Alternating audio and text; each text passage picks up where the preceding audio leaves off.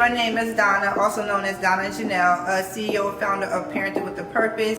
Our strive here at the podcast is to reach every home, whether it's single moms, married, single dads, whatever it is, foster parents, whatever, just bringing the ownership and responsibility and nobility back into parenting. Get comfortable with uncomfortable conversations. And all parents need some help and guidance, and I'm just here to be a guide.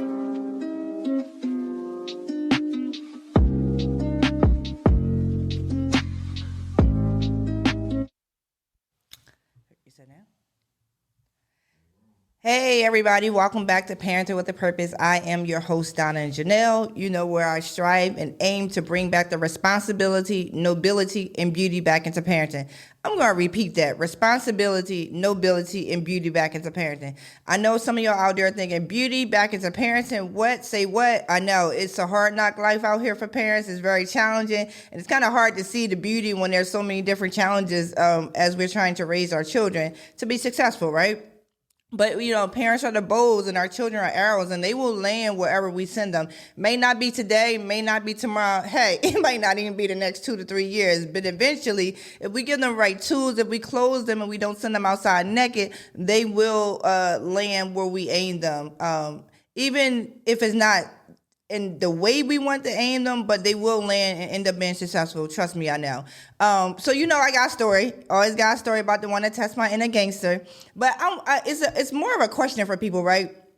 You know, back in the day when we were growing up, you know, if we were told to do a chore, we would make sure that our chores was done before our parents got home. If they told, whatever they told us to do, even if it was like an hour before they got home, we might have been chilling for like 8 hours off of school, chilling at home and just doing whatever we do, right? But we knew about what time our parents would be home. So we would make sure that we would do everything that we need to do. These kids these days don't do that. And I know it's not just my kids, because I had a conversation today with one of my classmates, and we were just talking about kids they don't even care. They don't think.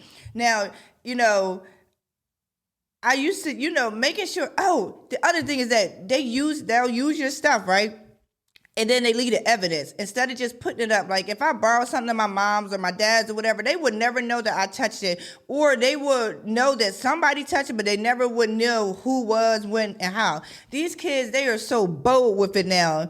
The one that tested my inner gangster, I had like a whole attitude at 4:00 this morning, y'all, and y'all know I'll be trying to calm my attitude down because some things just don't make sense. I told you, I don't know what they thinking, and they don't know what I'm thinking. I think there's literally some type of something is off with the communication with me and my teens. You know, they're about to be 16 this month, y'all. I got 2 about to be 16, got 1 about to be 18, all within the next 30 days. Yes, I hope everybody out there praying for me, because I'm praying for myself too. All right. So I have a Bluetooth speaker in the bathroom, because I try to make sure that none of our phones or anything in the bathroom, because you let moisture get into your phone, or your phone drop in the toilet, drop in the shower. I just really try to keep phones. That's one of my rules. Keep your phone out the bathroom. So I purchased a Bluetooth. The Bluetooth, right? I listen to it when I'm getting ready. You know, everybody listens to the Bluetooth. The one that tests my inner gangster. So I go in the bathroom 4:00 this morning. Mind you, it's spring break, so they're not home. Only the 16-year, only the boy home today, right? The girls aren't. And I go in there 4:00 this morning, go and try to go turn my Bluetooth on so I can get in the shower, so I can get up out of there by 5:00, right? I don't see my Bluetooth nowhere. Where is my Bluetooth? All right. Okay, Donna, where's your Bluetooth? Where's your Bluetooth? And I was like, I took a deep breath, y'all. Y'all know I'm telling you, I be having to take a deep breath because I be trying not to like go off. So I took a deep breath and I'm like, all right. I went back in my room, checked to see if my Bluetooth was in there. Now, mind you, it's a good size. It's a pretty good size of a Bluetooth. I go in my room. I knew I didn't put it in my room. I checked. Okay, it's not in there. I go back in the bathroom, y'all. Like, you know, sometimes we don't want to just say the kids did something. I went back in the bathroom. I looked behind the toilet. I looked on the side of the toilet. I know that Bluetooth wasn't there, but I just didn't want to go off. I didn't want to snap. So then I go in the girls' room, both of their rooms. They have separate rooms. So I go in the one that's about to be 18. I go in her room. I don't see the Bluetooth. I go in the one that's about to be 16. I don't see the Bluetooth. Son, he be in the basement. So I'm like, he normally don't touch people's stuff. Only thing he touched without my permission is food. Like, he eats me out of house and home. So I'm like, okay. So I take another deep breath and I go back in my room. I'm telling you, I'm going through it just to go find my Bluetooth because I want to listen to some music while I'm taking a shower. I don't see my Bluetooth. So I text him. I said, listen, in bold, y'all. I literally, it was in bold letters. Like, listen, whoever was disrespectful, disrespect is my thing, right? Whoever was disrespectful and removed my Bluetooth out of the bathroom, by the time I get off of my show tonight, my Bluetooth better be back in the bathroom. And guess who it was? The one that tests my inner gangster. I didn't want to blame her at first, right? I didn't want to because it seemed like me and her be blame shift all the time. And it was her. So she says, yes, I took it out and it's in my room. Now, mind you, I went in her room and looked for it, couldn't find it. She said, it's in my room. I'm sorry, I didn't put it back. And I was like, listen, I don't have an issue you using my stuff. Just make sure you put it back. So these kids these days are so different than when we grew up because, my parents would never even know I took something or did something because I made sure it went back in the same spot. These kids know. They just do whatever they want to do. And I don't know if it's me or if it's them or if it's them if it's me. I don't know what it is. But I know I ain't the only parent out here struggling about this. I know that y'all kids do stuff and you like, what is going on? Why are you touching my stuff? Why you got to touch my stuff, right? All right, I didn't have that issue when they was little. But one of the things that I realized is that, and I'm just going to keep saying this over and over again, I don't own my kids. And I think that's one of the things that's helping me realize that you don't own these kids, Donna. You had these kids, but you don't own them.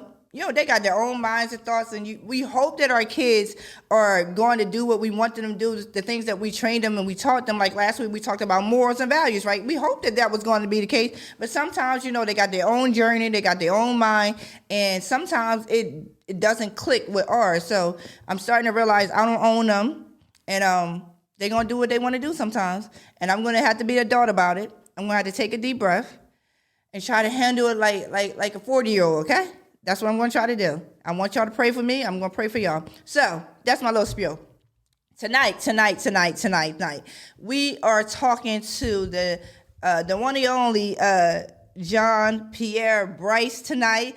Everybody knows him as Uncle P, but he knows I won't call him Uncle P, right? You didn't call me Uncle P twice. Not to my face, behind my back. Behind your back, yeah. Right. So tonight we're going to get into a conversation of P has an amazing story, a remarkable story from just a whole life transformation. And I really want parents to really get this and understand, because sometimes we think that when we did, how we start is going to be how we finish. Or the trials and tribulations that we've gone through could potentially end us down a road that we can't turn back from. But P's story of transformation, how things that happened in his life and how parenting has helped him look at life a little different and for the better. So P, welcome to the show. How you doing, Donna? It's nice to be here. Yeah, and for all y'all who don't know, P is the owner of Cultivate and Mature Positivity, right. CMP radio station. Let's go, man. That is where Parenting with a Purpose podcast is from. Like, thanks to P, like we here. Right. We're in the streets now, Absolutely, P. Absolutely. So I certainly thank you, and I just think your story is remarkable. So, P, what's up? I don't know. I'm living life, bro. I'm excited for every new day. Right, every day you wake up, is something new that can happen, something new you're going to learn. Right, so I'm just excited for that. I'm excited to have an opportunity to bring something to my community. Right, communication, open up the lanes of communication. I'm not saying they were closed, but they were dying off. Right, everybody was frustrated, everybody was mad, and we were pointing fingers. And let's just have some open dialogue. Let's just talk. Right, I might say some things that might piss you off. Right, but that's how I feel. If I love you, I shouldn't be able to make you mad at how I feel, right? Because I love you. I'll do anything for you. I'll get down in the ground for you and do some things, right? Right. But we have to change, right? And change sometimes is difficult. Change sometimes hurts, right? People. So, knowing that we can't stay here.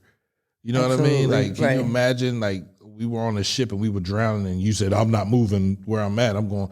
You're gonna die. We can't stay right. here. So that's what happens, right? So I'm just excited for the day. I'm grateful. I'm thankful. You feel me? I have nothing but just the utmost respect for everyone, right? I'm not trying to disrespect anyone. I had to learn that because I didn't always, walk with that. Right. I was a mad little boy, bro. Yeah, let's talk about that. Let's talk about that. We're gonna go from yay high to high. Boy. Tell us a little bit. I know we had you on the show before talking about a little bit about when your dad passed away when you were 12 and some things that you ended up getting to. But I want to talk about it again because I think it's so important because it kind of like I'm a stronger believer that things that we've gone through in our experiences in our past kind of catapults us into our purpose and our destiny, whether we know it or not. Like, I think that things build us stronger so that we're able to handle, what God has in store for us always. Absolutely. So just listening to your story and kind of know a little bit about your story, I'm like, yeah, you were set up for this. Yeah. I mean, that's the way it appears now, right? Yeah. I had a conversation and the man told me, many roads lead you to the same destination.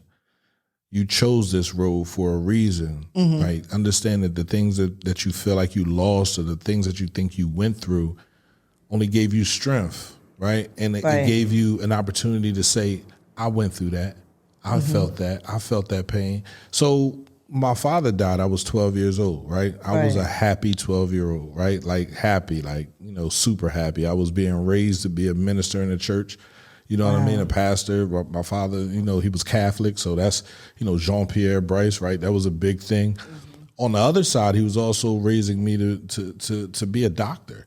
You know what I mean? So if the minister thing didn't work out, you could be a doctor. And he used to always tell me, so my father was from Port-au-Prince, Haiti, right? So, he came here when he was young. He started driving taxi cabs. He started working.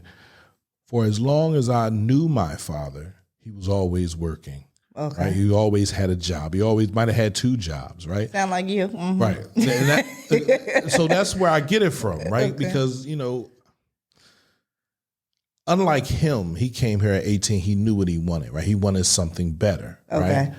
I was lost. When my father passed away, I felt like my whole world was stripped from me, right? If it wasn't for my mother and my grandmother and my aunts and my uncles, you feel me? Like I can look back on my life and say everyone that was in my life had an effect on my life. Like touch me in not like that, not touch me like that, but touch me in a way that allowed me to grow. Right. And gave me space. They didn't always give me space. Sometimes I took it. You feel me? Just being disrespectful. So I understand, right, how things can just, as a teenager, you're going through, I was 12. Right. You know what I mean? Like I was 12. My dad he was gone. He wasn't coming. He was not coming back. Right. And I was pissed. Yeah. I was mad. Like, why my father? I'm looking at a friend, his dad drunk over there in the corner. Why not him?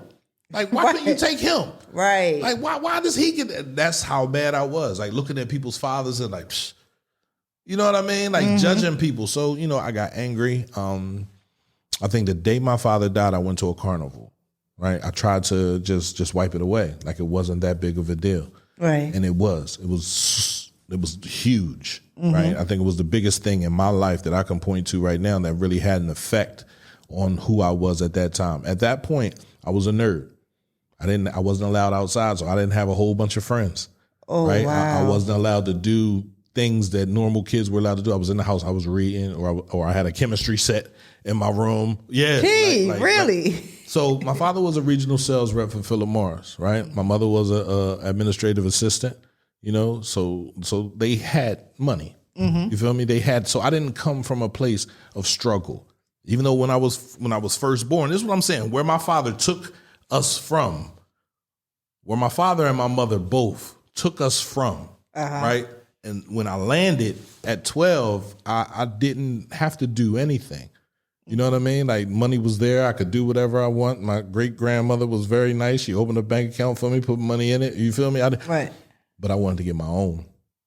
You know what I mean? I wanted to get my own money. I wanted to do my own thing. You feel me? And after working, it just didn't add up. So I went to the street, right? It was fun. That's what it was. It was fun. It wasn't, I didn't do it because I needed the money. I didn't do it because I needed the sneakers. I could get the money. I could do it. Right. I did it because it was fun. And it was actually hurting my mother. Wait. Right. Flag on the play. Yeah, flag on the play. My mother, she was everything to me when I was younger, right? Like that's who I went to because my dad was super strict. So me and my mom would always talk. And I remember her sitting on the porch, and we were talking, and she was like, "What do you want to be when you grow up?" I said, "I want to be a doctor." You feel me? And I know my dad wanted me to be a preacher. You feel me? So that I want to be a doctor, Mom. I got into an accident when I was younger and broke my leg. And I remember how they fixed my leg up, right? Check this out. My dad comes home from work one day, me sitting on the couch. He's like, "All right, I'm tired of this. Get up." So what you mean get up? We lived in the Benjamin Banneker, you know, the long hallways. Remember what Dre said it in the speech, right? The Benjamin Banneker, we lived on the 3rd floor. Long hallways. He said, "Come on, grab your crutches. We're going out here in the hallway. You're going to walk." I said, "Walk?" He said, "Yeah, you got to get your leg right. And if you don't strengthen it, you lose it. Ooh, so come on, let's go." Takes me all the way to the end of the hallway, then takes my crutches from me. Walk.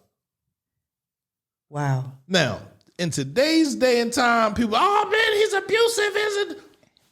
But what he was teaching me anything that affects you and you allow it to affect you, it will affect you for the rest of your life. Right. So you got to walk through it. If it hurts, it won't hurt tomorrow when you do it. It won't hurt the day after that. So and literally, the doctor said I was going to miss school. I was back in school before the 2nd quarter. Wow. Pins out of my leg. So I walked that whole hallway every day when he came home from work. And I read him the paper like he asked me to. You know what I mean? So that's what my day consisted of, right? So I was always up on current events, sports things. I was sharp, bro. I was real sharp. And I ran outside to hang with people that I'm not going to say they were struggling, right? They didn't have everything, right? And me, new to, not having that mean, callous, you feel me? I'm sharing here. Oh, you take this, or you can have this, or you can do this, you can do that. That didn't make me too many friends. You know what I mean? So, I was always hanging out with the older kids. Because the younger kids were just, they weren't as advanced as me, and me sitting around them, it just didn't work. So I was hanging out with the older kids. And when my dad died, I moved down to Jeffrey Street. We lived on the east side. And then I moved down to Jeffrey Street because that's where my grandmother was. Okay. And I felt that at that time, my grandmother, she took to me a little bit more, right, when my father passed away. "Come here, baby. I love you. You're smart. You're so smart. You can be the janitor or you could be the CEO of a company. Just don't lose the respect that you have for yourself. Oh, wow. And do your job. Like, you're the best person. Like, no one else can do it better." And I understood that, right? I didn't understand it then, but I understand that now. You know what I mean? That's why I don't have a problem with coming in here and working every day. I don't have a problem with working the way I work. So that was my life from 12 to like. Why was you angry with your mom though? What made you like? The way she took my father's death. I didn't understand it. She was hurt. Okay. My mother was hurt. My mother lost a very special person, and I didn't get it. I didn't understand. I'm like, I lost my dad and I lost my husband. I had no plan on burying him. But shit, I lost a father. Like, you can get another husband. Right. I mean, that's just how it was. Yeah. Now, I wasn't lying. She could have. Right. She could have met somebody, married him, and had a whole nother husband. But that's not what she wanted. Right? My grandmother was the same way. My grandfather died in 1973. I never saw my grandma with any man. And everybody always says, "Man, you don't know what your grandma was doing." I was sleeping in the bed with her, so I knew she wasn't doing anything crazy. But that's how life was for my family. But yeah, I came from opportunity, right? Abundance. My uncle was a lawyer. My aunt worked for IBM. You met my aunt at the gala. My cousin. That's my god sister. She's like my sister. You feel me? That's who I call on right now when I need somebody to talk to me. You feel me? My sister. You feel me? She's younger than me, but she feels like she's older than me. She always tells me she was the first one out, but she let me go, right? Because I was such a baby. You feel me? Like, so she was like, "Just go ahead, go." But my family, my cousins. I experienced, a lot of death early on in life. And for me, it wasn't until my grandma died that it really hit me like hard, and I kind of became I'm gonna say it, I became a junkie. I started smoking. I started putting cocaine on my weed. Okay. Crack cocaine on my weed and smoking, like literally. So I smoked crack before. Okay. And I was done. I didn't want to live anymore. And I remember my grandma telling me. She was like, your wake-up call is going to come. So when it comes, just hear it. I just want you to hear it because it's going to change your life. And I ain't, whatever, my mom. I hear you. Yeah, you feel me? But it. she still loved me. I didn't really want her to know I was hustling, but she figured that out. And then, it was hard. It was hard growing up because I came from people that had, and I was around people that didn't have. I was around people that were struggling. When crack hit, it hit Chester very hard. Right. Yeah. You know what I mean? So everybody was, either smoking crack or selling it. Or selling crack. Yeah. And if you wasn't selling crack, you was trying to find out how to get the crack. And if you wasn't trying to find out how to get the crack, you was trying to rob the mother that was selling. So it was that game of cat and mouse that everyone was playing, and I didn't know where I fit in. So I tried everything. I had a gun in my hand. I had crack in my hand. I had weed in my hand. You feel me? Like I went to the plane with the females and doing that stuff. So for me, there was no peace. I didn't really find peace until I opened this radio station. And people don't understand, right? When you have a dream, and I always wanted to be on radio, though. That's my thing, right? I always wanted to do this. I always had a microphone in front of somebody's mouth. I was always talking to somebody. But it never materialized for me correctly, right? I went to college, right? I did a semester in college, and I was like, okay, I can do this. And then my grandma hurt herself, and I came home. Oh wow! And I was like, I'm not going back to school. I can make money. I can get a job. My grandma I always had a job. So 12th grade, I was working for First Union Bank. Okay. Right. I had the suit and tie on. I was good. You feel me? Like walk up in school. I was in school until 12 o'clock. Had enough credits to do that. They let me go out of school. At school, I was done. After 12 o'clock, go straight to work. I was working basically a full day. You know what I mean? So my grandma made sure I understood, who I was. And I remember one day she dropped me off in front of the high school. She was like, I love you. I was new to the high. I was new to everybody in the city of Chester. Who is this Jean-Pierre? Right. Like, where is he from? What is he about? And, people tried me. I let them because I didn't want to be violent. My father always said, when you fight somebody, you're not friends. So take his eye out. You feel me?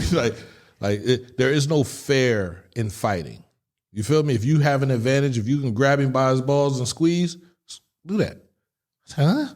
It's like, you're a warrior. And when you fight, you're fighting a war. Someone is trying to take something from. But see, my father came from that area I was going to say, we had to think about your father and where he came from. He came from Haiti. No problem. And then cut their toes off. I'm like, what? What are you talking about, right? No, I don't want to do that. I don't want to do that. Like, wait, that seemed a little extreme, right? But, now I understand what he meant, right? When you fighting, you're constantly fighting and you're fighting a battle, bro. If you leave a person up standing and they don't remember what happened when they fought you, they'll come back again. Yeah. So you got to make sure they remember why. Nah, man, I lost this pinky right here fighting Pierre. I ain't fooling with him. You feel me? And that's what happened. So. Let me ask you a question. So so at 12, your dad passed away. Then you start going out in the streets, start hanging out with people. Right. And I think that's very interesting, though, that you came from a good background, right? Great background. And then you went to the street to seek something. Like, why? Like you said, one, to make your mom angry because you didn't like how she responded to you that. Right. But then what would the other reason be? Like just to do something like, because I often wonder how people come from very good households and they end up doing the craziest things. I think sometimes it's different reasons, right? Everybody has a different reason. I think for me, I wanted a father figure in my life. Okay. I looked up to the men that were out there doing what they were doing, and they knew my father, right? They knew the type of man my father was. So a lot of them, they wouldn't fool with me. Right. Okay. You feel me? Like, nah, JP, where your grades at? You feel me? They knew how my father was. They knew my father used to run around the Benjamin Banneker and get all the young men in the building downstairs in the laundry room to read. Okay. He was the one that was going to Holy Ghost Ukrainian Catholic School and teaching Spanish, and he wasn't even a teacher. Right? He was very active in knowing, right? Mm-hmm. What you don't know, don't say you don't know. Go find out. Go look it up, right? You got books, go find it out, right? Don't come here and tell me you don't understand. Go read until you understand. Right. And that whenever I wanted to go outside, Dad, can I go outside? Write me a 1-page story on what's outside. Mm-hmm. By the time I got done, it was dark. Yeah. It's like, no, that's not right. Nope. Huh, take it back. Write it again. I don't understand. What's this about? You want to go outside and play with who? Who do you want to play with? You gonna play by yourself? You can play by yourself right there. Right. Mm-hmm. So he was always challenging me to think. You know what I mean? And I lost some of that throughout the years of running the streets and playing around. But one thing he always told me is be aware of your surroundings. And I kept that with me all the time. So if something didn't look right or something was funny, like, yo, I'm out of here. Hey. Yo, man, where you going? I gotta go home, bro. I ain't got time for that. Yo, man, you missed it, man. I mean, came through here. Da, da, da. And it's like, yeah, that's that was the point. Right. That was the point. You know, that weird feeling that I felt in my gut. And I felt that a lot, right, when I was in the street. A lot. When I say a lot, I felt it a lot. And it was like, damn, all right, I gotta go. All right, I'm out. Pierre, man, you always missing when the da-da-da-da. That's the point. I think one of the things that I hear from you, and I kind of relate a little bit too, is that when you lose something or your life changed instantly, and as a kid, you don't know how to handle that. No, you become angry, you become frustrated, you become like, yo, because I remember, I was told I was always a really good kid, but then at some point, like something switched and I became angry. I'm fighting teachers, throwing chairs at teachers, running down the hall, like doing crazy stuff. It was my dad had left. My mom, my dad had separated. Now I'm seeing a lot of, they had dealt with a lot of stuff in their marriage, but when my dad left, I was daddy's girl. Right. And that something triggered me to become very angry and start doing stuff that didn't even make sense. Like, why would you do stuff? If you cared, you would be here. Yeah, right? So why should I stop? I remember going to the mall, 9th grade year. I was at the academy, and the minister of my church, Reverend Cheryl, took me to the mall. He was in the gym working out. I was in the mall stealing. You just be doing stuff that don't make no sense, right? I know, literally, I was stealing what I needed. I needed Wu-Tang. I needed the purple tape. You feel me? Like I needed. Now I need headphones. That was my problem. I went to Boss Scouts. I was cool in the wall. I tore them apart. Oh, I was gonna say. So you went to? I went there. Listen. So I used to have this little razor. I'll cut the joint off right in my hand. You feel me? Throw it down. Put the joint in my pocket. As long as it ain't go off, I wasn't look like I was stealing nothing. I looked like I was reading. Or I was looking. Right. They didn't think that my with schoolboy glasses on was in there stealing anything. They was looking at the other kids that was walking through there. I walked out of there with like 3 tapes and a Walkman. I was like, now I need a pair of headphones. I'm gonna go to Boss Scouts. That was the worst mistake I ever made. Yeah, going to Boss Scouts definitely was the worst mistake you ever made. They had cameras. And I was like, oh, yep, never come here again. Yeah, Boss Scouts. Right. But I think sometimes parents don't realize the trauma that happens to children once one parent either deceased or even just out of it. Because it's almost even when a parent leaves the household and they're dead. It really is. I literally felt like my dad was dead. Absolutely. You got to call him and go crazy and get in touch with him, and he don't want to stop by, he ain't coming through. Yeah. It's like, why you don't love me? Exactly. And I had that issue, right? Love, right? Why don't you? Why did my dad have to die? Right. Like why did he leave me? What did he leave me with that was valuable enough for God to say, okay, you did your job? You know what I mean? And I was always asking myself that question. But then when I realized it, I was upstate and I was looking out the window. And I remember being in the Banneker looking out the window and always asking my dad, can I go outside? He was like, no. Now, while I was going upstate, I was running into different people. You feel me? And it was like, yo, man, I remember your dad from the Banneker. I remember your dad. So my dad was on my mind. You know what I mean? Like I was thinking about it and I was like, oh, he was right.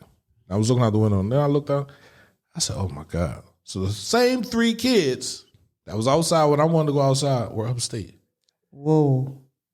And I remember just feeling like it got cold in the cell and it's like, didn't I tell you? I said, what you say, Sally? He said, nigga, I ain't say nothing. I said, what's wrong with you? You all right? I said, yeah. I said, damn, man. I told you. I said, Sally, stop playing with me, bro. Like, what is you down there talking about? He said, bro, I'm not saying nothing. And you tripping. And he stood up and he looked at me. He was like, you all right? I said, yeah, I'm all right. I said, yeah, I'm all right. I laid down. I cried. They called yard out. The doorbell buzzed open. I didn't move. I stayed on that bed. I was crying. Like I finally realized, like, yeah, he was telling me the right thing. And I was running from it, right? Because when he died, I just wanted to go outside. Like, that's it. Like, I wasn't worried about he was gone or nothing. I just wanted to go outside, not understanding that the things I was doing, you feel me, was going to affect me one day. It was going to catch up to me, right? And when it finally caught up to me, it was like, all right, one and a half years upstate, I'm going to go. No problem. I'll be home. You know, my mom crying and she upset, she mad. I'm like, no, it's not your fault. But in the back of my head, I'm like, yes, it is. It's your fault, right? You should have sent me to Malvern. I had a 75% paid scholarship to Malvern. And she was like, no, you ain't going to Malvern. No, I ain't paying them money.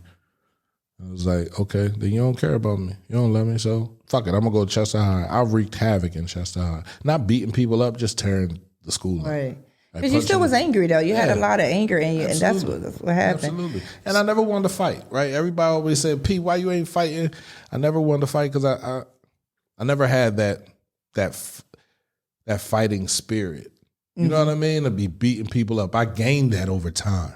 Right. You understand what I'm saying? Like it took till I was probably like 19 for my first real fight. And when I knocked him out, I was like, oh shit.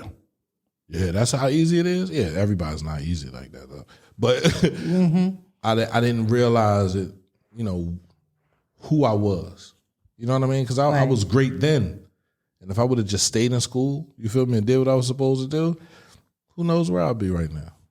So what made you, so you went upstate, you know, you did your dirt out here in the streets, you became a street man, and then you went upstate. What made you, because clearly you don't have any illegal ties right now to anything. No. So what made you say, nah, this ain't for me? Like, was it in the cell when you was thinking about when your dad was talking to you? What made you really kind of change your life though? No, because I came home and, you know, I had to figure it out.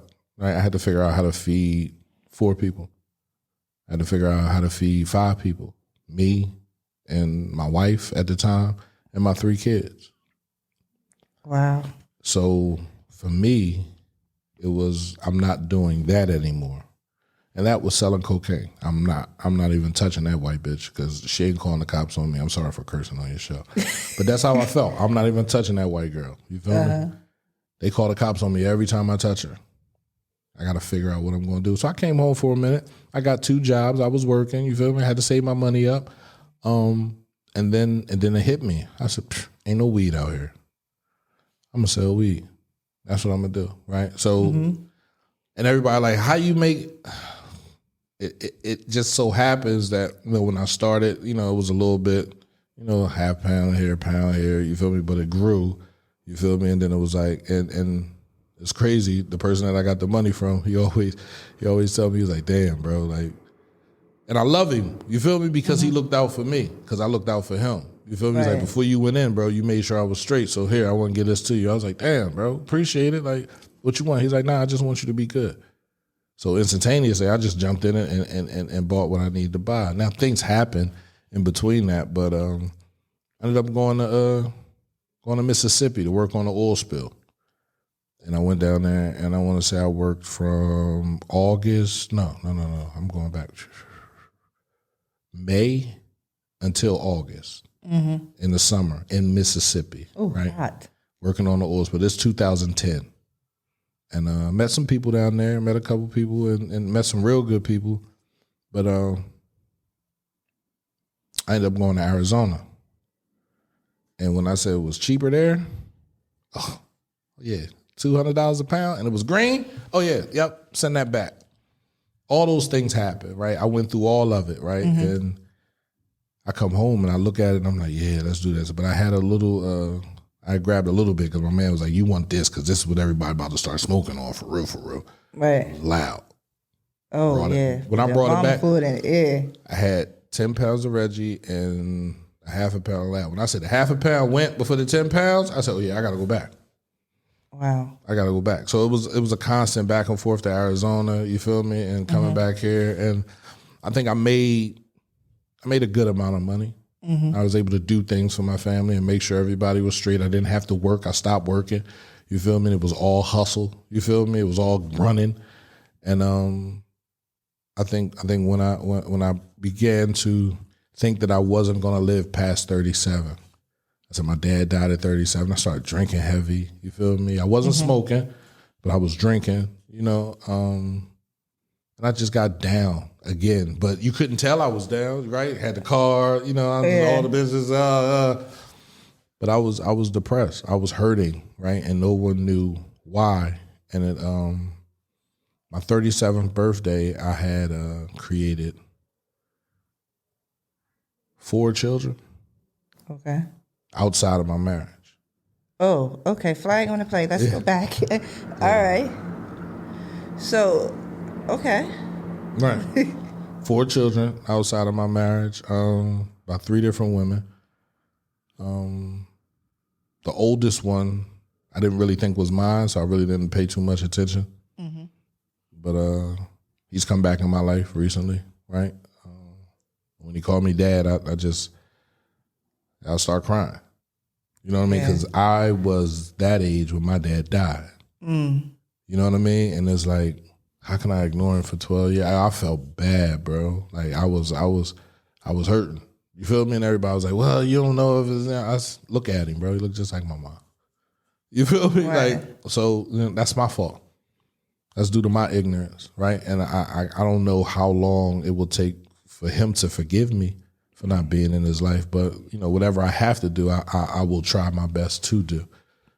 I'm not going out and buying him sneakers every week, but, right. We could call, you could talk, come pick you up, get your haircut. If I can't take you to get your haircut, I'll send the money to your mom. Go get your haircut.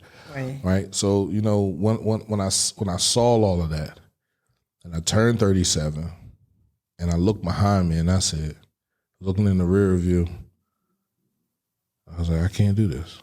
I can't. I'm not going to be able to sell weed for the rest of my life. Now, either I stop now, or I go upstate, or I figure out what I want to do with the rest of my life. So I was always looking at Connecticut School of Broadcasting, I'm going to hit them up, right? I'm going to go there. I'm going to do that, right? And I called them a couple times, and I was supposed to go up there and see it, but it never matriculated. It never happened the way I wanted it to happen. So I let it die. But when I turned 37, I was in the house, I was drinking, and me and my ex-wife were arguing. I was like, man, I'm out of here. And I went outside.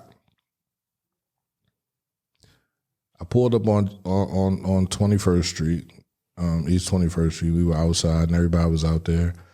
And I was just looking. I didn't get out the car, but I was just looking. I was like, okay.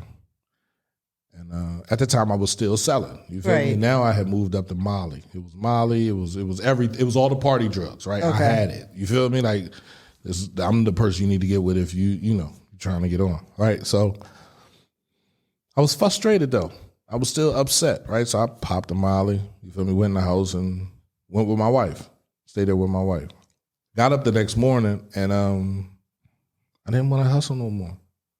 Right? It was like no. But I kept on doing it, right? Right. About the summertime, going out with my cousin. We said, we're going to go drink. We're going to the bar. All right, cool. Went there. He said, yo, we're going to go to RS. I was like, yeah. All right. And typically, I don't go to the RS, right? For the simple reason that it's in Ridley, and if I get drunk, I don't want to get pulled over. I'm always, you feel me? Like it always happens Ridley, like you going that. to jail or something like that. Right. And I never really drove without my stuff. So I was always dirty, always riding dirty. You see me rolling, yeah. They trying to catch me riding dirty, right? So, I got jumped. I got kicked in the face several times, almost lost my eye. But more than anything, I realized that I wasn't supposed to be there. I accepted accountability right then and there. And when you accept accountability and you out there in the streets, you're done. Right? Because you're saying it's my fault, right? You're saying the reason why this happened is because I did this. Yeah. If I would have done something else, I wouldn't have even been here. So people don't want to hear that in the street, bro. They don't want to hear accountability. Good job taking accountability. No, they don't care about that, right? You in the street, you ain't supposed to be taking no accountability for nothing. supposed to let shit fly and then go get mad at somebody for doing something to you. So the people that were around me were looking at me like, nah. I knew right then it was over. So I had to sit. I sat in the house, had the eye patch on, and was just trying to figure out where I was going. And I spent a lot of time, man, in the house listening to Kendrick Lamar, J. Cole, you feel me? Like, these were the artists that I was listening to.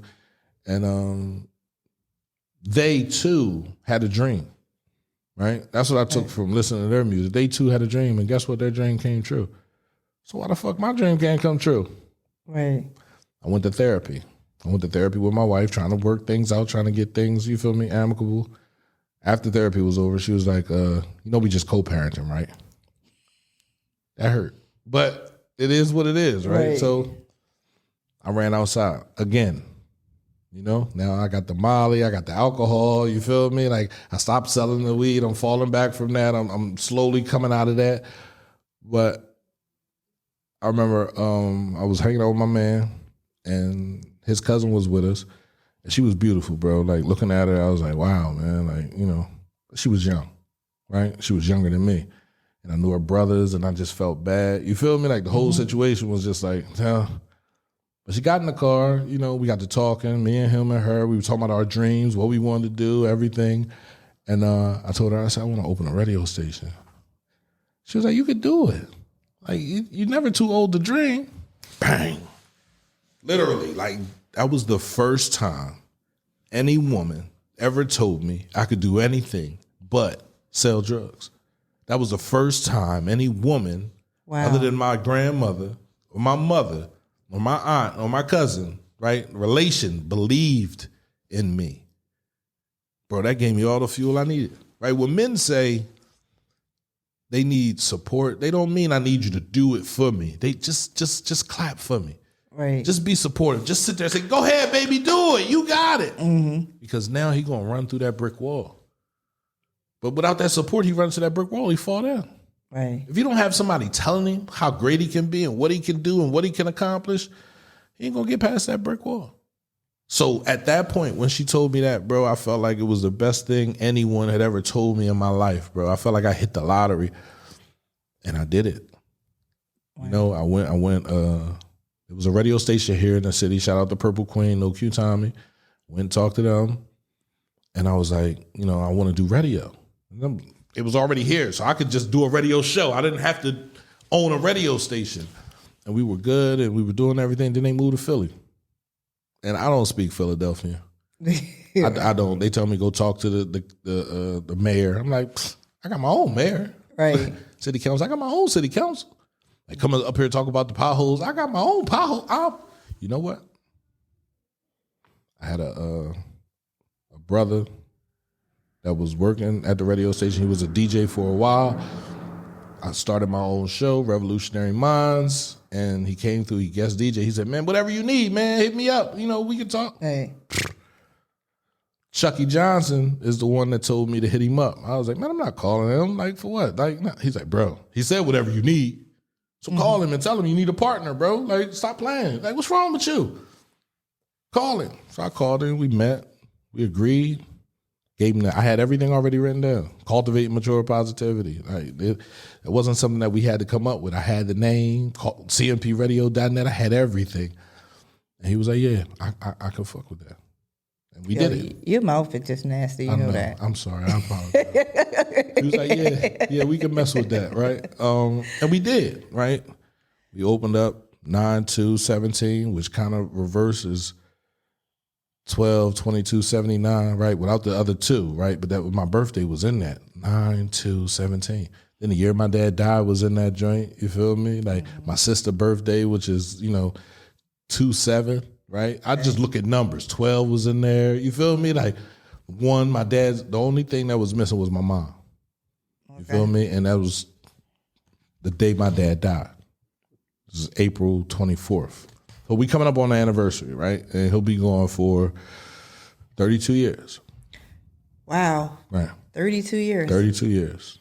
Let me ask you a question, P. Go ahead. So when you were out there doing your street stuff and you had your kids and everything, did you at any time saying, okay, I'm gonna put my kids on. They're gonna be out here selling the Molly. They're gonna be selling the drugs. Like at any time, did you like this about to be a franchise? We about to do some stuff here. No, the first moment I saw it was another reason why I was, my son always counted the 5s and 1s, right? Mm-hmm. And he was over there counting the money, balled it up, put it in his pocket.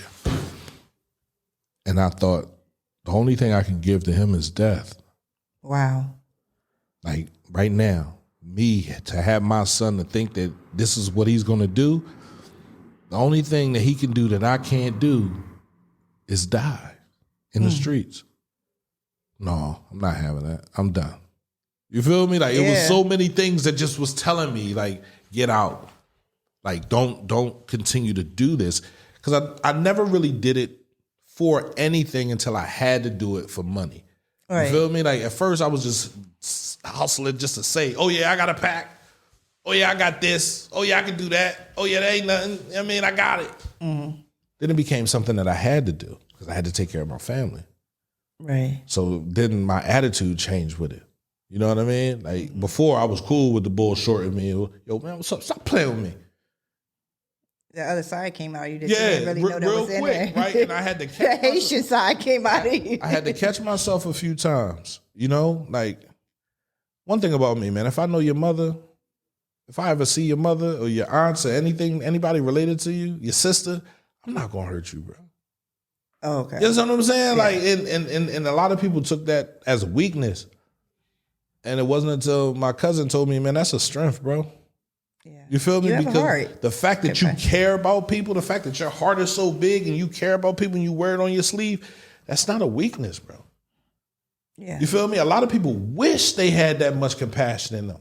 To sit there and say, man, I know your sister, bro. I'm not going to take it there with you. Man, I'm not going to hurt you. I'm not going to shoot you.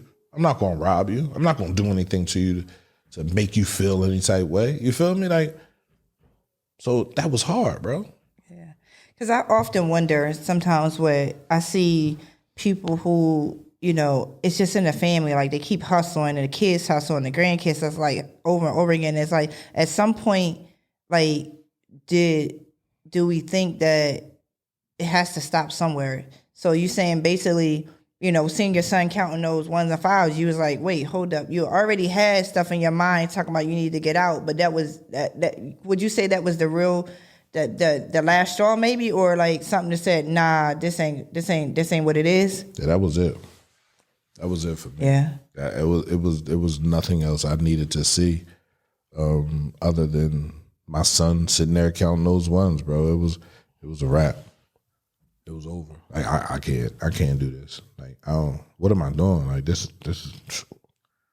I think sometimes our kids, we'll be doing stuff in life, and then we thinking, because sometimes we don't realize how things affect our kids, right? Mm-hmm. We just like, oh, it's about me. I need to do this, that, and the other, and then kids come along and they start triggering, changing your mind. You're like, wait a minute, I'm thinking about this. I'm thinking about this now. I remember when I first, when I first had my daughter. Like, before I had her, I used to curse all the time. I was such an angry person. I mean, like, you know how I don't do the cursing now. But, Pig, I used to curse, like, if you looked at me, I would have cursed at you. I would have cursed at your grandmother, your mother, I was such a terror and angry. But once I had my daughter, like, I didn't want her to be using that language or anything. So, I off the rip, I stopped cursing. Yeah, my son was the greatest gift I have ever received in my life. Mm. And I'm not saying my daughters aren't, because they are, but you put a woman out in the world, she'll be cool. Like a man, if she's good enough, a man will take care of her, right? If she's on her game, right, she'll figure out how to survive. But men is different. Ain't nobody gonna take care of you but you. You feel me? And if don't nobody put nothing good into you, you can't take nothing good out. Man, can we say that part again right there? If nobody puts anything good into you and pours anything good into you, you can't take anything out. You can't withdraw anything. So as a man, if you out there and you can't withdraw anything, you're going to be angry. You're going to be frustrated. Mm-hmm. You're going to be mad. You're going to hurt somebody, right? Then you go shoot somebody. You go do something to somebody. You rape somebody because you don't have nothing. Ain't nobody give you nothing. So I feel sorry for those people, bro. I do. You feel me? And if it wasn't for what I went through, I wouldn't have the capacity to do the job that I do today. You feel me? Talking to kids and getting kids to understand that they are possible. Not your dad. Let's not worry about your dad. Let's put your dad off to the side, right? Who are you? Do you know how possible you are, right? Do you know? And he said it at the award gala. You know how special you are to make it? Yeah. Out of all the 2 million sperm that swam to that egg, know how special you are to make it to that point, bro, to be here? Yeah. Right? That's a triumph in itself. Right? So you are special. You do have a purpose. You're supposed to be here. Let that purpose out. You feel me? And that purpose ain't selling drugs. That person ain't robbing nobody. That purpose ain't getting mad at somebody for talking to your girl or getting mad for somebody stepping on your sneakers. That purpose is what you dream about. It might seem like a nightmare now because you don't understand how to get it. But once you start working on getting it, bro, it all makes sense. It all comes together. I didn't know how to run none of this stuff. I'm talking about none of it, bro. None of this equipment. I didn't know how to do any of this stuff. YouTube University taught me everything. Oh, man, I love YouTube University. And then when we got the stuff, I was in here, bro. Like, in here. Like, first year, bro, that's where I was. What you talking about? I lost my apartment for the radio station. I lost my car for the radio station. I lost parts of my relationship that I can't get back because of the radio station. You feel me? Like, I lost a lot to have this. So when I say, bro, sacrifice is one of the biggest things you got to be okay with. Like, you got to be okay with sacrificing, bro. Because if you're not okay with sacrificing, you don't really want nothing. Right. You know, I often say this quote, and I use this all the time. Denzel Washington says that ease is a greater burden to society than hardship. Boy. Yeah. Ease. Having the easy. Yeah, it's a greater burden.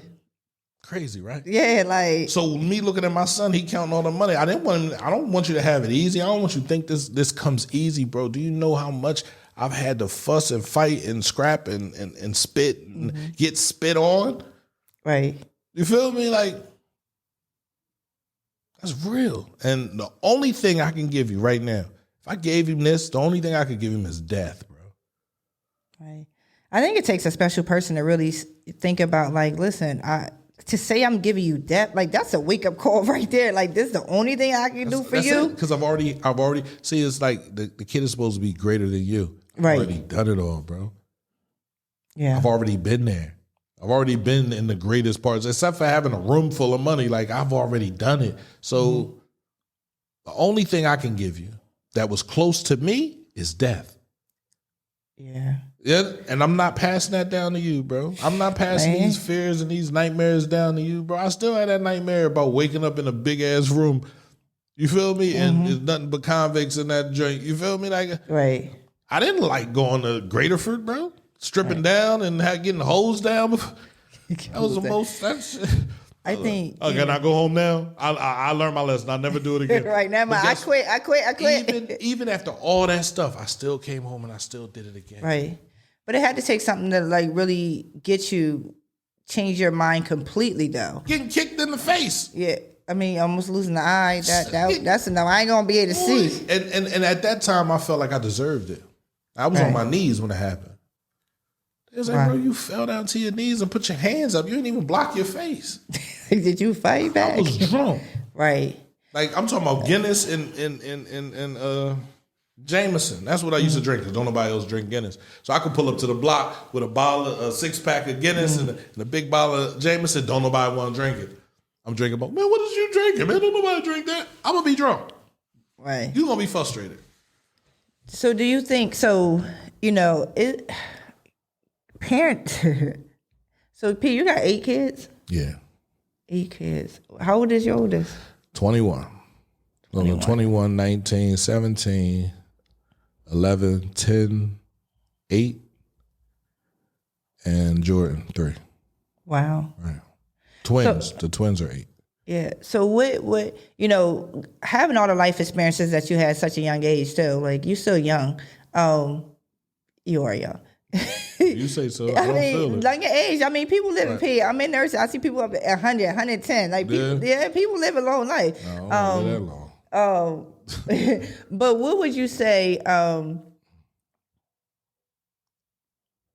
for parents out there who, because where we from, we from the city where, we don't see a lot of positivity. No, you don't. You really don't. And even after years of growing up here, it really is few far in between, right? There's some good people who are doing some great things in the community, but at the same time, there's still some hustlers. There's still some, some things like that. So what would you tell any parents who, want to change their life or should change their life for their, not just for become a good person, but go to therapy.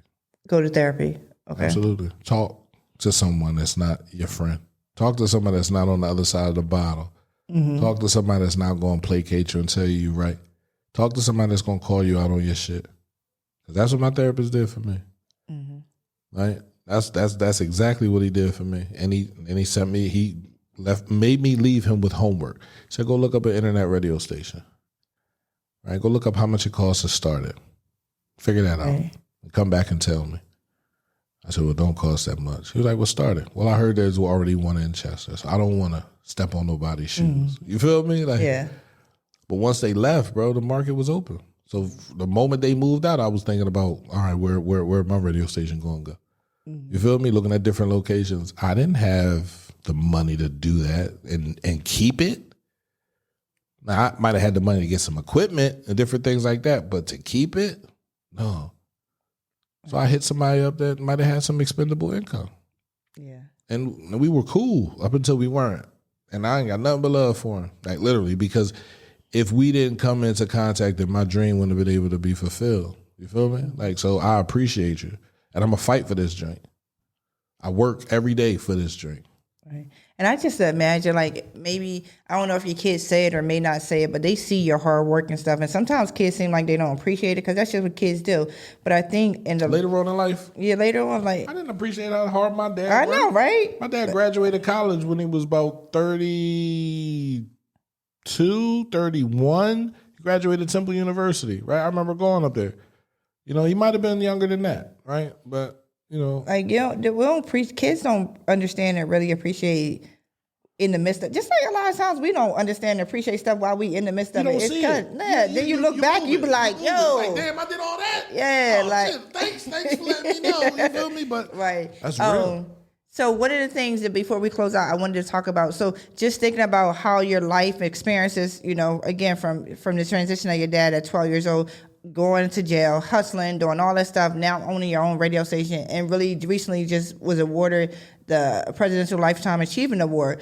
I think that's just phenomenal because that's not stories that you hear, though. We don't really hear stuff like that. We hear that, it become generational, right? Things become generational, and oh yeah, I remember your dad used to hustle. Oh, you out here doing it now too, or your dad used to be a liar. Like we always, for some reason, remember all the bad stuff that people do, and because it trickles down generation to generation, but it has to stop somewhere. So I think just hearing your story and knowing that, listen, because every time I talk to you, that you always talking about your kids, though. You be like, my kids, Jordan be here sometimes, like, just to think about, like, there was a time where, those 18 months in jail, right, and you wasn't around your kids, like, I know you had to feel like the worst, like. I felt like a failure.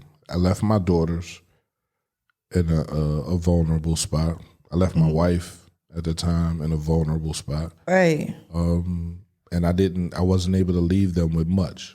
You know what I mean? But what I left them with, they were able to use for them. Right. And send me a couple dollars where you can. I felt like a loser. I felt like, I dropped the ball. So when I came home, and I really felt like a loser because I was an addict, bro. I was constantly smoking weed, and I was constantly dipping weed. I smoked 3-time losers. I did everything, bro. Right. And I think that kind of that messed my psyche up, my brain, because I never was, when I was out here, I wasn't able to think, like really think about what I wanted. Right. You know what I mean? It was just, I'm just trying to get high. So it was the next high, the next high, the next high, the next high, the next high. A couple dollars, all right, here, the next high, the next high. So, when I came home, I said, all right, I ain't smoking no weed. You feel me? I'm going to cut that out. Because weed, with me, only tastes good if it got cocaine on it. And that's crazy. So I knew I'm not going to do that, right? So I had to get my life together. Yeah. And I did. I gained a lot of weight, but I got my life together, right? But you're still here, though, because you ain't. Absolutely. Absolutely. I think sometimes, I'm a strong believer that our life experiences really catapult us into where our purpose and our destiny is. And just to know that even, because sometimes it's easier to go back to something you used to do because that was guaranteed money, that was a guaranteed thing. But there's something different when you really work for something and work hard. Yeah, you feel better. You value your money. When you work hard for your money, you value your money. Yo, I'm not going to be wasting money on sneakers. And sneakers, bro, like beyond sneakers. Like beyond sneakers, like too many pairs. I ain't gonna never have that many feet in my life, right? For the amounts of sneakers that I have. But that's what I was in. I was into glasses and watches and sneakers. Mm-hmm. So when I came home from jail, I said, all right, I have an addictive personality. Wow, recognizing that is because I was chasing first. When I came home, I wasn't getting high, so I was chasing females. So it was constant, that constant interaction. You feel me? Right. Like, and then, that didn't work out too well. So now I went from chasing females to, chasing sneakers and chasing glasses and buying glasses. I remember at one time I had 15 pairs of glasses. What the hell I need 15 pairs of glasses for? I'm not going to wear all them glasses, but I wore them. You feel me? Right. This glass went with these sneakers. Them glasses went with this shirt. You feel me? And I didn't know that I had an addictive personality till I, started going to the casino. Right. And it was like, yo, I feel like I'm addicted to this shit. You feel me? Like, I feel like, no matter what happens, like, so let me find something else to be addicted to. And that's where the radio station came from. And like I said, if I didn't have an addictive personality, I wouldn't have been here in the radio station trying to I wouldn't have been arguing with people when they tell me come home. And I'm like, I'm trying to figure this out. I'm trying to figure out how to make this camera and everything work. I'm trying to figure out the best app to use. Right? Because when we first started, we was using some little small camera, right? And it didn't work the way I wanted it to work. So I was always trying to figure out the next move. When they came out with this app right here, I was like, bet. There it is. It's simple. You feel me? Let me get it. Let me get the equipment that work with it. And you have those people that come into your life to assist you.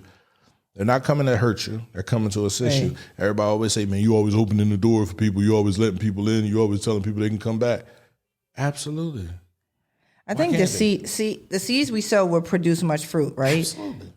It's what kind of seeds are we sowing? I think when you sow good seeds, you're gonna get good fruit. You're gonna get good fruit. You sow bad seeds, you're gonna get some bad fruit. Right. So I think and that's the same thing. Like I think in parenting, like what we do to our kids, the seeds that we sow in our kids, they're gonna produce fruit, right? Is what kind of fruit are they gonna produce? That's the question. So a lot of things that we do in our life.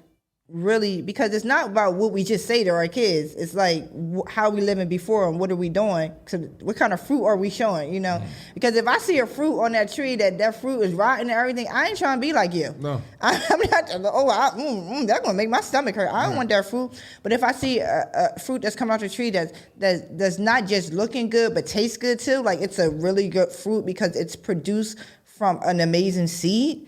And I think that's in parenting what we have to. I think one of the other things that I always think about in parenting is like what we do really, really kind of set the precedence of where our kids can go in life, And I feel like stopping what you were doing, selling drugs or whatever you was doing, and your kids were able to see you stop that though, because your son was counting with you, right? We're counting his own money right there. So he see you go from one lifestyle to another to this cultivating mature positivity, right? We would ride through the city. That would everybody always say, man, you know everybody, right? And it was ride through the city, stop.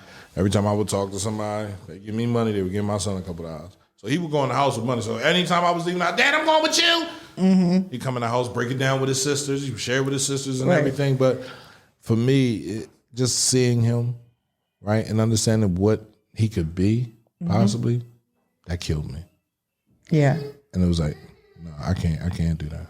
Yeah. Right? So changing was the best thing I could do for myself and my family, right? Coming up with this idea to have a radio station in the city that talks about the positive news. I don't share the murders. I don't talk about, the bad things, right? If we're going to talk about the bad things, I need both parties that were involved with the bad thing to be here, right? Because we're going to try to resolve the issue.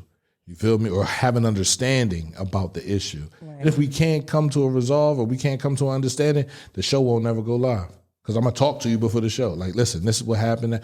Explain it to me, right? You explain it to me. Now, give me the truth. Mm-hmm. You know what I mean? And people, you could read between two people having an argument and say, all right, man, yeah, he a little too much, she a little too much, they both a little too much. You feel me? They both lying. Mm-hmm. You feel me? When people get loud and they pick their head up and they get to going like that, they're trying to intimidate you, and there's a reason. What they're saying isn't true. Because a person that's telling the truth, you ever had somebody tell you the truth, they ever yell it at you? No. Never. No. Right? They're like, yo, I didn't do that. And I'm sorry you feel as though I did, but I really didn't do that. And I'm sorry. A lot of times people just have this cry out for help and they don't know how. That's why I think when you said earlier about therapy is so important, because everybody needs therapy. You need somebody to talk to. Absolutely. Because I think a lot of times, there's an inner being that's crying out for help but don't know how to get the help, or don't know how to express themselves, or have the emotional intelligence to be able to do things, right? To be able to have great coping skills. So a lot of times, and then that trickle down to our kids too, because we scream and yelling at kids, and then we mad when they scream and yelling at us back. Well, you done taught them how to do that. But I think I love the fact that, even though there's so many challenges come up against you, even in a radio station, like, I'm in here, and I get to hear and have conversation with you. But one thing, what I love about you and your spirit is that you keep pushing forward. Right. You won't let it die. No. This is your dream. Yeah. And I think about some of the great people who didn't let, Martin Luther King, who I had a dream, like, even though he was taken out, but his dream is still going forward. Like, he literally, we celebrate that man even in his death. Absolutely. And that be celebrated even in your death, that means you made a great impact when you was alive. Right. Like, we ain't talk about, no negative stuff we talking about the impact that you made in your life. And I think that's so important to just keep pushing, because even if we don't see certain things today, we might not even be here to see what God has in store for, the visions that we put forward, right? Like the generational and legacy that we put forward. So I tell any parents out there, listen, you got a dream, you want your kids to, you have a particular, you want your kids to live. You don't want them to, live like you've lived, or you want them better than you are. You got to put the effort into yourself. Oh, absolutely. It start with you. It start with us. You can't be a do as I say and not as I am parent. And that's who I was. Yeah. Right? That's how most of us was, Pete. That's how we grew up. Like, I feel like that's how I was. But I was doing it to the point where, I remember the first time my daughters and my son, they took money out of my pants, to take to school. They was taking big money to school too. They wasn't taking no tens. They was taking every morning. I woke up. I said, "Yo, I could have sworn to heaven, man. All right, well, I ain't never paid no mind." And that's how most of the people that were around me that were young were. Mm-hmm. You feel me? Like my godson, he tore me up. You feel me? Like to the point where now he don't speak to me, but I love him nonetheless. Yesterday was his birthday, so happy birthday, Q. But like my daughters, they did the same thing. They went in my pants pocket. I did the same thing to my mom. Right. So I had to explain that to him. I said, "Oh, I'm not mad at y'all because I did it to my mom. So it's supposed to come back. It comes back. Understand, God has a way of bringing right back to you. You feel me? If you ever did anything to anybody, it's going to be your turn one day." Right. I remember being down under the Commodore Barry Bridge, gun on my head, butt naked. You feel me? Y'all going to pull the trigger or what's up? Well, we ain't never seen you down here. I'm not from down here. I'm not. And if you ever want to rob anybody else, just hit me up and I'll help you do that. Right? I cannot. Like, literally, I could say what needed to be said at that time. Right? Mm-hmm. Like, all right, man, put your clothes on. You can go. Right. You feel me? Man, God is like, it's crazy though, because to think about all the things that we go through in life and experiences that we have, and then where God has us set up where we are now. Just like some things, I don't know, Pete, before we close out, when you were really young, like I know you said that you want to do radio and everything, but when you were really young, did you think that you would have your own radio station now? No. And like I said, it's many paths to your destination. Mm-hmm. I see CMP as a training ground for young people to be able to come here and learn how to be a radio podcast, learn how to tell their story with love, learn how to communicate, right? Yeah. Somebody come here and then they fall in love with radio, or somebody is seen and they get picked up, and people, like there are tons of people out there, right, that are watching lives all the time looking for people, right? So hopefully one day somebody gets picked up off this joint. Not saying it has to be me, but it could be someone else. And guess what? That's my dream.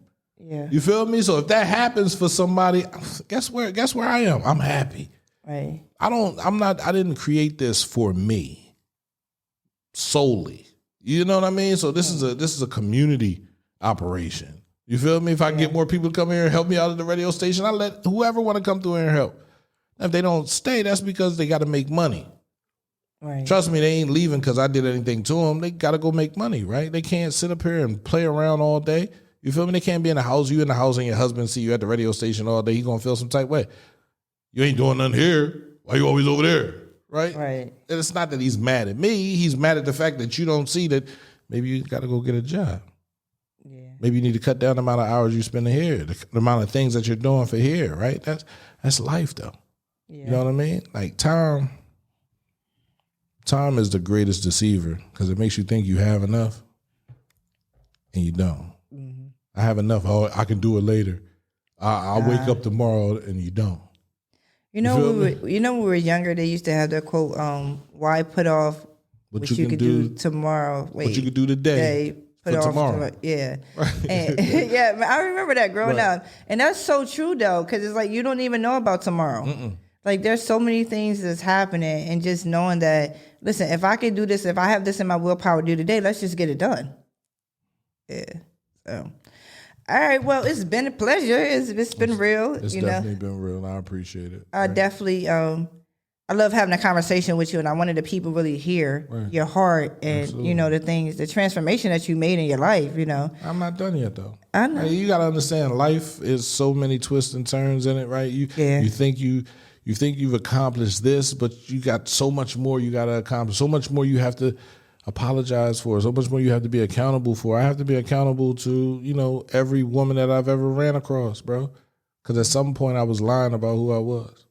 Right. At some point I didn't love myself. And like I said, if I don't love myself, how the hell could I love you? You can't. You feel me? So, don't be mad at me because I'm a little off. You feel me? Because I'm going through some things, but I have to apologize, right? And when I apologize, that doesn't mean I'm doing it so I don't have to hear anything. But once you say you forgive me and you cool, there's no reason for us to go back and visit that in the past anymore. Because now we living in the past, and I can't do anything living in the past.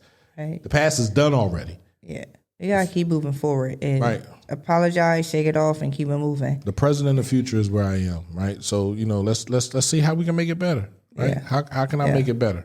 So that's all I want. All right. Well, you heard it from here at CMP Radio. This is Parenthood with a Purpose. I am your host, Donna Janelle. Remember, we want to bring back the responsibility, nobility, and beauty back into parenting. And remember, it may not, parents are the bows, children are arrows, and they're going to land, as you see, having a conversation with P today, right? There's some, I'm quite sure a lot of where he's landed now is really strength from his dad, as he talked about, even only having 12 years of his life with him, that there are some seeds that's sown that's producing fruit right now. So we as parents, we got to make sure that we're sowing the proper seeds, may not look like it today, but their fruit will produce. So just sow some good seeds out there so our children can produce much fruit. Thank you. Everybody, my name is Donna, also known as Donna Janelle, CEO and founder of Parenthood with a Purpose. Our strive here at the podcast is to reach every home, whether it's single moms, married, single dads, whatever it is, foster parents, whatever, just bringing the ownership and responsibility and nobility back into parenting. Get comfortable with uncomfortable conversations. All parents need some help and guidance, and I'm just here to be a guide.